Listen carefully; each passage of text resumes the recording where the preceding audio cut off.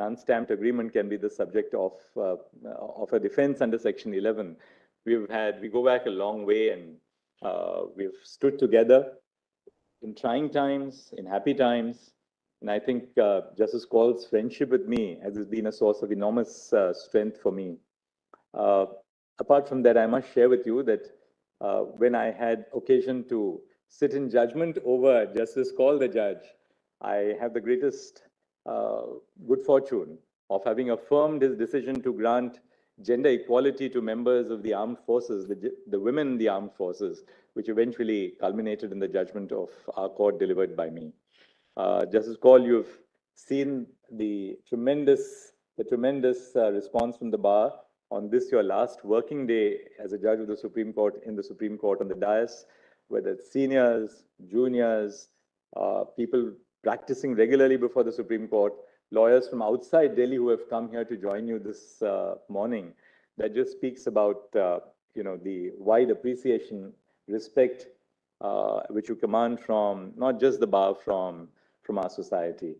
And I'm sure that in your new avatar, if I may say that, you will have plenty and plenty more to contribute to our society, because that, as I see in the morning today, is the expectation from you for the future. Sanjay, may I request you to say a few words? Thank you, Chief Justice, brother judges, members of the bar. See, first, let me begin on a lighter note, because I always believe court atmosphere should be kept light. So I've never permitted anybody to disrupt my court, including my grandchildren. I've held court in difficult situations, in different courts, but I felt that this is an institution and temple of justice which must remain open. That's something very close to my heart.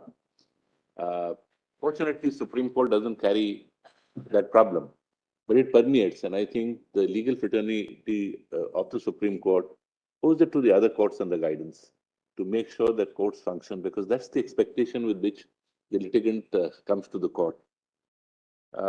As a lawyer, I felt that wherever somewhat an adjournment culture was prevalent, it's a problem. I've always believed that the case must be taken up on the day it is listed. So at times the bar has been cooperative in letting me list the matter a little later, so long as I'm willing to take it up. And that's the confidence, I think, between the bar and the bench. It must grow. I will, of course, speak and wait at length in the evening. But when I became a judge, one of the judges told me that remember that in India, the litigant comes to the court as a last resort after he's been through the various processes and he finds that there are no solutions. If he owes 50, give him 55, don't give him 45, because with great difficulty he comes to this court. That's something I kept dear to my heart. I do not believe that we are the fund collectors for the government. Stakes are not important. What is important is what the principle of law it carries. And this court has administered justice as is expected without fear of favors.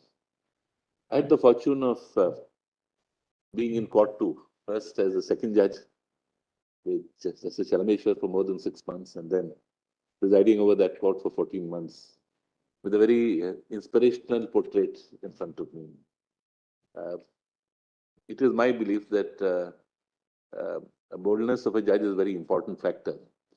If with the constitutional protections which we have, we are not able to exhibit this, we cannot expect other parts of administration to do so. The bar and the bench are, they work together. The Indian freedom movement was worked with many members of the bar. And therefore, the bar owes a duty to see that the independence of the judiciary and independence in various forms in the countries are protected, and they stand up for it. Ultimately, there's no method by which the judiciary can stand up for itself. And I think it is the duty of the bar to support, yet correct the judiciary. It is often said the bar is the judge of judges. I fully appreciate that. At this stage, couldn't have asked for more. Sometimes I'm wondering whether everybody is talking about me or not in terms of the what they say. But all I can say at this stage is that I am going out as a satisfied man. I have many other bucket list of things to do. Law not certainly not being one of them only. And it is those bucket lists which I want to complete, fulfill.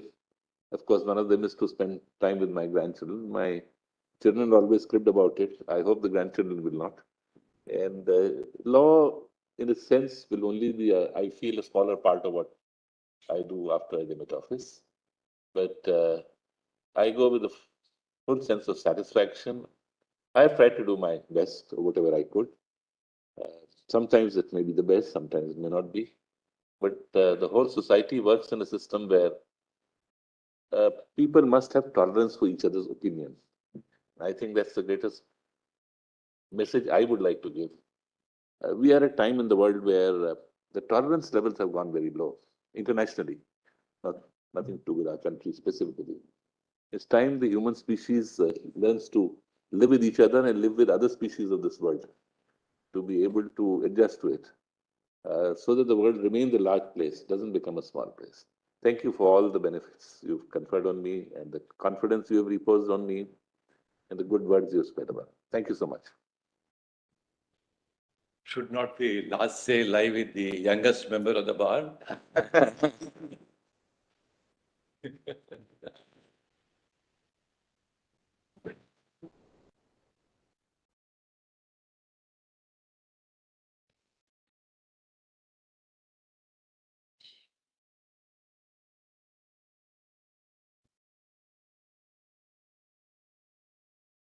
Sweet.